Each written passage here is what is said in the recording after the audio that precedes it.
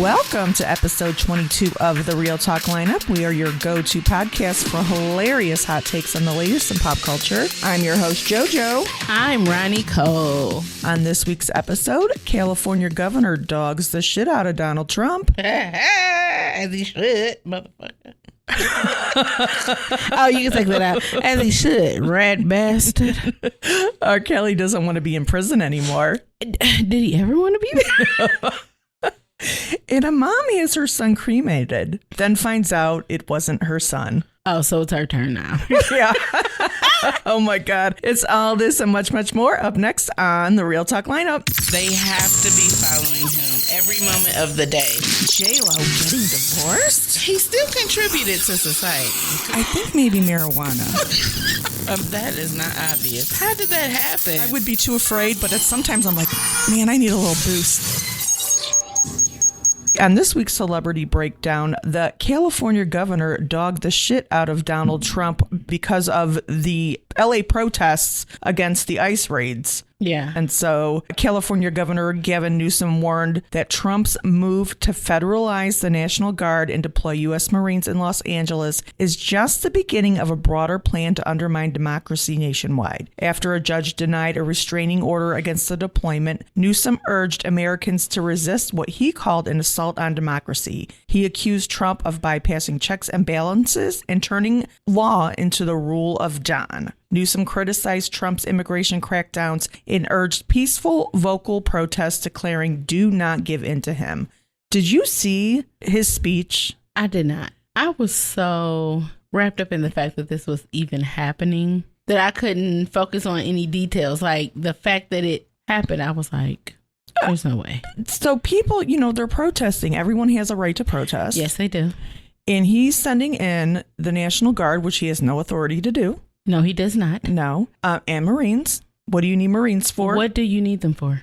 And because you want people to be shot. Yeah, because Marines are and trained to kill. You don't want them to miss. Yeah, exactly. And that's fine because that's their job. But when you're doing it to civilians, and the thing that bothers me is like nobody stops him. Nobody's stopping what's going on. And nobody's telling him no. Yeah. I mean, the governor of California sued the Trump administration. Oh, really? They had a hearing today, and the judge said he was going to hopefully have a ruling by tonight. Mm-hmm. But I looked up online, and there's nothing that's been on there yet. So, I mean, because he's probably found a way for it not to be a thing. Like they're probably gonna stretch it out or prolong a decision. Yeah, Trump wanted this to be a riotous spectacle. Yes. Because that's like saying, oh, the ladies are having a tea party. Let's bring the police over. Yeah. To visit them. Like that does nothing but induce panic. Of course. Because now they think, oh, the guards are here. We're supposed to be acting crazy. And it makes it look worse on TV than it actually is. Like I saw on a Facebook reel, a man that he claimed that he lived in California, and he's like, what they're airing on the news, and it's not what's going on. Well, I've seen like pieces and parts. So people will post things, their own personal like interactions and occurrences. And it was one lady who was trying to go home or something, and she was like walking to her apartment building, but the guards or whoever it was that were in front of her building were like, you can't come over here. And she was like, but I live there. Like, I need to go home. And they shot her. And some lady just happened to be recording because she heard the lady screaming, I live here. I live here.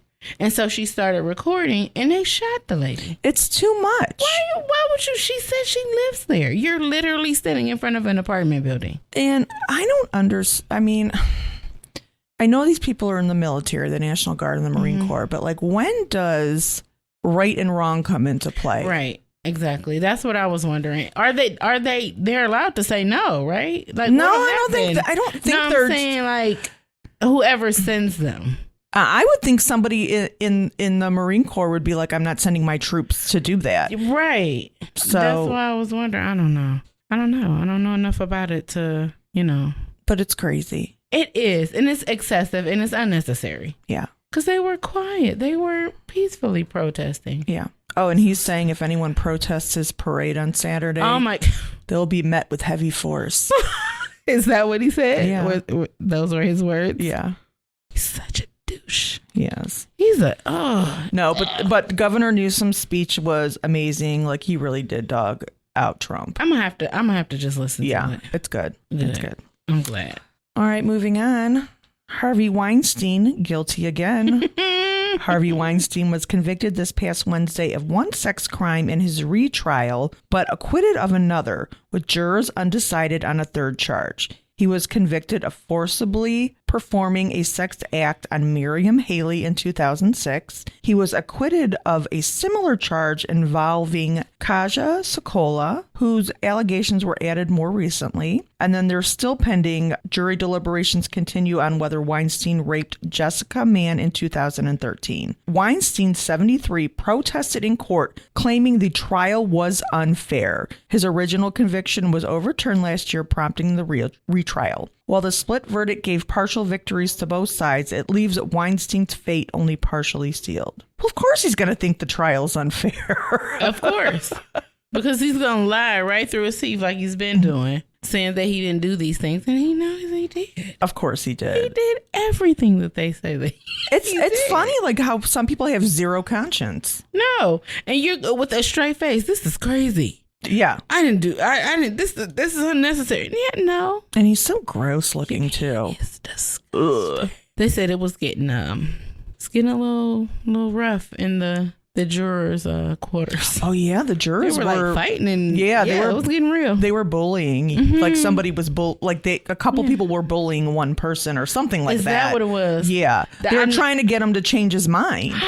No. Yeah. I know with one of them, I read something that said that one of the jurors said to the other, "I'll meet you outside one day." Yeah. I'm like, wait a minute. We are at work, sir. Oh my like, God. What are you doing? Yeah. It's bad. That's insane. Yeah. And I'm surprised. Like, I mean, the judge basically told him, you got to go back in there. Yeah. get the job done. Figure it out. But then he said that the judge had to give him a day to cool off because it was getting heated. And I'm sure, people, they're in there, they'd rather be a million other places. Mm-hmm. And, they have most people already have their mind made up. Yes. Yep. So they don't want to hear any evidence. No. They don't care. So to try to change somebody else's, change their mind, it's something that's hard to do. Mm-hmm. Yeah. That's a mess. It's interesting, though, that they can come to such different or not concrete conclusions. Well, I think when it comes to sex crimes, a lot of it's a he said, she said, especially when the victims come years later. There's no physical evidence, unless you have like a recording or something. Right. But, there's no DNA. They just have to dig and ask a million questions. Yeah. And see that the lines blur so easily, because like they'd show up and they're like willing to be on a date but then not willing to be intimate, or they're willing to be intimate but it's only the way that they want, and then he says, no, I want it this way, and then now it's an assault. And I feel too, I'm sure a lot of these situations with Harvey Weinstein were people trying to make moves in their career. Yeah. So that's not the way to do it. Take a page out of Diddy's book. Y'all going to jail. Y'all better stop. Yeah, is everybody gonna be in there? I didn't do a Diddy update because it's just it's more of the same. Yep, it's a whole lot more of the same. Yeah. So I'm like, I'm waiting for a bomb to drop. Right, because none have dropped. No. I mean, it's very redundant. Yeah, I don't see where the sex trafficking and the racketeering's coming in. I just don't. Right. Not yet. Right. Because I'm sure he's done some things that were probably illegal, but there's so much other stuff in the mix. It's so convoluted. You can't Well, he did so many things. They're trying to make him look like a horrible abusive criminal. Yeah. He's just a freak. Yeah, and they're trying to make it, and I'm sure he is abusive, but that's not what he's charged with. Right. So you're not going to be convicted of anything. Exactly. I don't know. We'll find out. We'll see. Okay. Who really killed Michael Jackson? TMZ's new documentary, Who Really Killed Michael Jackson, challenges the official account that Dr. Conrad Murray alone caused Jackson's death with a fatal dose of propofol. I don't even know how to say that. Propofol. Okay. Thank you. You're welcome. Their investigations suggest multiple doctors played a role, focusing especially on the late dermatologist Arnold Klein. Michael's ex-wife, Debbie Rowe, who once worked for Klein, shares disturbing details about his treatment of Jackson. Lead detective Orlando Martinez and others reveal new insights that TMZ describes as shocking and a complex story. The full documentary is now available on YouTube. I have not seen this documentary. Me either. However, that doctor, what's his name? Dr. Conrad Murray? Yeah, he did it. He did. He did it. And I really feel like TMZ's reaching with this one. You know, so-and-so did this and so-and-so did no. And you're Conrad bringing up a dermatologist who's passed away. Oh, yeah. Well, what is that going to do? Yeah. And what could the dermatologist have done? Like, I mean, who knows? He's probably prescribing him medications, but I think he got medications from a whole bunch of different doctors. He did. That's how he stayed how he was. Yeah. Rest in peace, Michael. I love Michael Jackson. I love him. That man killed him. Conrad killed him. Yeah, and I really feel like if they thought someone else was involved, they would have been charged a long time ago. Because it's been, 15 years since he passed away? Mm-hmm. Yep, Conrad did it. And I feel like they need to hold drug dealers to the same expectations as doctors. Especially when they You mean the pharmacists? No, drug dealers. Like street drug dealers? Oh, okay. Because if somebody takes some drugs and it kills them. Yes. Who gave it to them? Because it wasn't, whatever it wasn't right. Because they overdosed. Yeah. So, yeah, I think they should be held to the same. Well, I feel like a lot of, you know, the crimes are the same things, but some of it's legal, but some of it's a crime, but it's still the same thing. It's still the same thing. Yeah.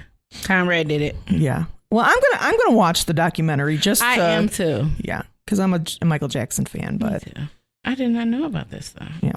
I don't know how, since TMZ did it. I love TMZ. I love them. They need to hire me. I know. All right. R. Kelly pushes for prison release. R. Kelly's legal team has filed an emergency motion claiming his life is in immediate danger in prison. They allege a murder-for-hire plot involving prison officials and an Aryan Brotherhood inmate, Mikhail Glenn Stein, who says he was offered freedom in exchange for killing Kelly. Stein claims he nearly went through with it but backed out and then exposed the plan. Now both Kelly and Stein are reportedly targets, with other gang members allegedly instructed to kill them. Kelly has also petitioned the U.S. Supreme Court for home confinement, citing safety concerns and his desire to continue working on music. Welcome to the prison system. This did not happen. First of all, it did not happen. Stop it. He needs to stop. They all need to stop. Yeah. People are always watching their back in prison. Always. So what makes you special? Nothing. And that's what he fails to realize. Wait. He wants to work on his music. Oh, well, then there's that. But you're still a criminal. Yeah. So work on it in there. Yeah. In the jail studio. Because I know they got one. Yeah. Everybody's on edge when they're in prison. Like, you always have to constantly watch your back. So, you know, you can be shanked at any moment. What I'm trying to figure out is why did the Aryan Brotherhood guy suddenly have a change of heart and snitch? Oh, I don't really necessarily believe his story. It's such a weird story. I mean, who knows? I don't think it happened. I don't think so. Somebody's either. Lying. Or there's something not to the extent that this guy's saying it is, because you wouldn't have backed out and then exposed the plan. Exactly. That's what I'm saying. Like, this did not happen. You're not going to be like, oh, they hired me to kill him and I was going to do it. I was right there. Him and R. Kelly probably came up with the plan. Exactly. So that. Exactly. That's what I'm saying. This did not happen the way that there's. It did not. I don't care what they say. This is fabricated. Okay. It sucks. I'm going to love it. Well, speaking of delusional felons, it is now time for Trump Tales. In Springfield, they're eating the dogs, the people that came in. They're eating the cats. They're eating They're eating the pets of the people that live there. And this is what's happening in our country. President Trump took a slight... So good at that. So good. President Trump took a slight stumble while boarding Air Force One on Sunday, tripping on the steps but quickly catching himself using the handrail. He's a dum-dum. He recovered smoothly and continued on without missing a beat, brushing off the moment without acknowledging it. Did you see the video? I did. I watched too. it again and again and again. And it's funny, but I really wish that he would have really fell. Me too. And I felt bad at first because I'm like, that's not nice, Ronnie Cole. You should not have those thoughts. I have played the whole thing out in my brain. I wanted him to fall. Yeah. Slide down like 3 stairs, try to get up again, slip again, and then hit his chin on the stair and break his teeth. That would have been amazing. And I thought that too. I'm like, is this mean of me to be thinking this? Nope. No, it's not. Because it's him. It's not. Just because it's him. Our podcast buddy Don said that never would have happened on the $400 million Qatar jet plane. It would not. It would not. So. Oh my God. Oh, I wanted him to hurt himself so bad. Well, we still have 3.5 years. It's possible it can happen. Here goes nothing. My goodness. All right. I cannot deal. I cannot. Me either. Well, let's move on. It is now Ronnie Cole's question of the day. Oh, yeah. Well, JoJo, the question of the day is, what is a food combination that people eat that you just cannot get with? A food combination. I can't really think of a combination, but I'm going to say like anything that has to do with seafood. Okay. And seafood to me looks so good. It does. It smells good. It does.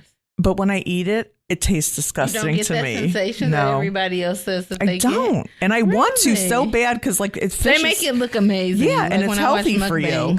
I can't eat it because I'll die. So you're allergic. Yes.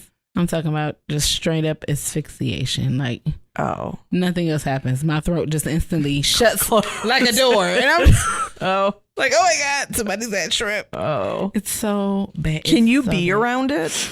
I can be around it if somebody's like eating it. Okay. But if it is being cooked or being warmed, for some reason it releases additional like iodine. Okay. Or whatever. And that messes with my ability to live. Yeah. I started my life. Yeah. It makes me like wheeze. Like it does something to my throat. Okay. Or you know what I don't like? Like that when people eat sausage with sauerkraut. Ugh. That is amazing. Really? That's like one of my favorite things. Really? It's so good. That's interesting. All right. What about you, Ronnie Cole? What don't you like? Girl, I have a list, but I'm only gonna name 2. Okay. Because they're kind of the same thing. Okay. I do not understand why someone would ever want to put ketchup on their eggs or their mac and cheese. Oh, that sounds disgusting. I will punch you in the eye. That does sound disgusting. Ketchup on eggs. People do it all the time, and I'm just like, what the heck? I don't like ketchup, so. I love ketchup on fries. Yeah. That's it. Well, that makes sense. Maybe a hot dog. Yeah. But eggs or mac and cheese? That sounds gross. Why? Why would you ruin macaroni and cheese? Why would you ruin mac and cheese? And then people who have like brunch, that's another thing that just struck me as peculiar. When people have brunch, do you put eggs and chicken on your plate? Because it's the same thing, right? Or do you not try to think? I never thought about it. It's the same thing. You've just baffled me. It's the same thing. It's so nasty. Like I cannot. Do not put the little baby chickens anywhere near the chicken wings. Like don't ever do that nasty. Don't put the mother and the son together. Right, exactly. Oh, I never thought of that. It's so nasty. Oh my God. Okay, I'm done. Oh, you don't have a second thing, or was that that was the second thing? That was it. The mac and cheese and the eggs with the ketchup. Okay. To our listeners, are you live? I am. Oh, okay. I'm on Facebook. Okay. If you guys have a food combination that you just absolutely don't like, put it in the chat. My aunties is like, hey aunties, hey y'all. Hey y'all. We're podcasting. Janice is on. Hi. Hi. Whoa. Okay, back. All right. It is now time to board the crazy train. A broken gnome leads to a 15-month legal process. A 66-year-old grandmother in the UK was prosecuted for accidentally breaking her neighbor's garden gnome during a dispute over a communal pathway access. Lorraine Hutton apologized and paid $20 for the damage, but her neighbor called the police anyways. The case went through a 15-month legal process, including 3 court appearances and a 3-hour trial requiring an interpreter and a psychiatric assessment. Hutton was ultimately found not guilty of criminal damage. The UK is not a real place. Like the stuff that they go through over there is so... People should not be allowed to file lawsuits like that. They should not. That is such a minor, minuscule thing that could be handled. She paid for the gnome. Yeah, it's a waste of time. His feelings were hurt. So he was like, no, I'm going to court. She killed my gnome. Oh my God. Oh, goodness. It's a waste of time and money and resources. It is. Somebody who really needs to be represented or needs to be in court. Yeah. And gnomes are ugly anyways. They are scary little old people. I don't understand why people like those things. Scary.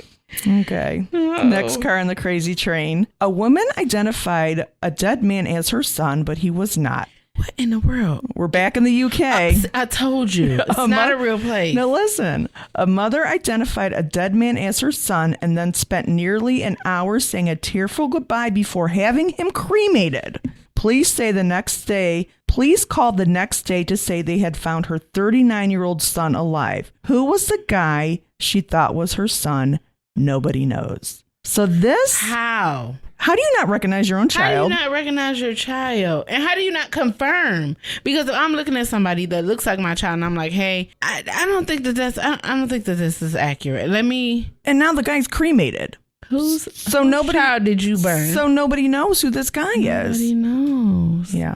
They'll never find out. How do you not recognize your own child? How do you not know? Don't piss me off, lady. Oh my How do you not know? I don't know. That is so sad. It is. And watching somebody looking for their loved one, thinking they're out in the world somewhere and they didn't cremate. And they'll never find him. Oh, that is so unfortunate. Yes. The UK.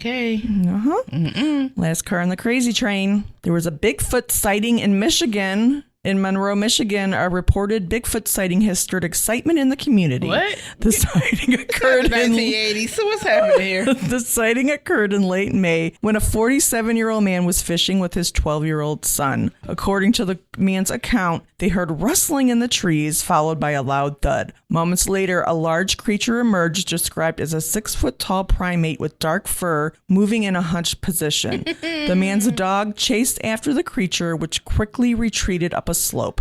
The encounter lasted about 10 seconds. Maybe it was Elon. There was no way. I'm just going to assume that the dad was drinking on the fishing trip. Had to be. He had to be. Do you believe in Bigfoot?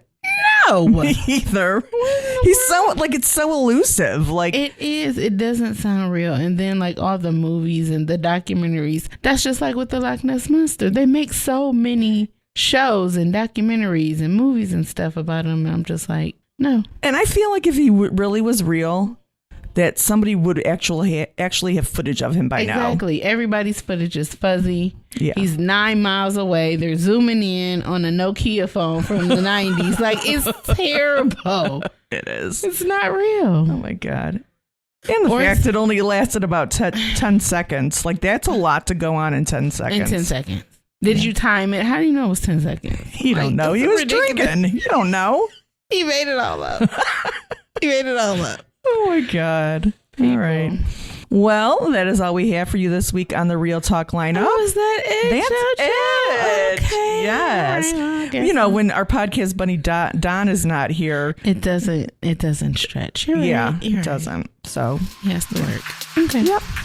All right. Well, that is all we have for you this week. You can check us out at realtalklineup.com and on Facebook and Instagram, and stream us on your favorite streaming platform. It's been real.